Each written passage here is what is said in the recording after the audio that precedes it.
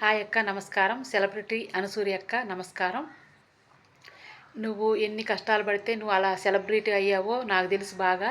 ఆ దేవుడు తెలుసు, నాకు తెలియకపోయినా దేవుడు తెలుసు.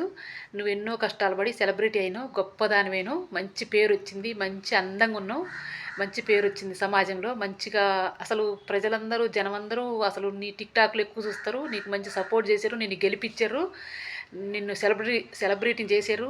నీకు మంచి పేరు వచ్చింది అక్క. అసలు నీ టిక్టాక్ నేను కూడా చూస్తా, బాగుంటాయి. అసలు నువ్వు ఎంత మంచిదానివో. కాకపోతే ఆ బట్టల విషయంలో, అదే దుస్తుల విషయంలో శివాజీ హీరో గారు ఏదో అన్నాడని గొడవ గొడవ అవుతుంది కదా, టీవీలలో చూస్తున్నాం కదా, రోజు చూస్తున్నా.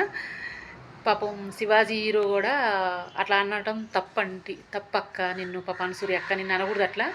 కాకపోతే ఆయనే అంటుండు కదా, సారే అంటుండు, నా తప్పు అయిపోయింది, నేను క్షమించంటుండుగా. క్షమించక్క, ఏమోలే పోనీలే అక్క, అమ్మ స్థానంలో ఉండి ఆలోచించక్క. పాపం అతను బాధపడుతుండు, చాలా బాధపడుతుండు, అతను క్షమించక్క. తప్పైందని ఆయన ఒప్పుకుండు లెక్క, క్షమించక్క. మీరు మంచిగా ఉండక్క, మీరు గొడవలు పెట్టుకోవద్దక్క, మంచిగా ఉండండి అక్క. మీరు ఎంత కష్టాలు పడి ఆ స్థాయికి వచ్చారు.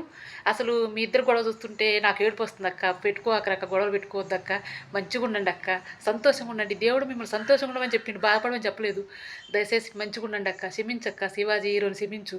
నేను నీ చెల్లె లాంటిదాన్ని అనుకోక్క అనసూయ అక్క, ప్లీజ్ అక్క. నాకు తెలిసే తెలియని ఏమన్నా తప్పులు అంటే క్షమించక్క నన్ను అనసూయ అక్క.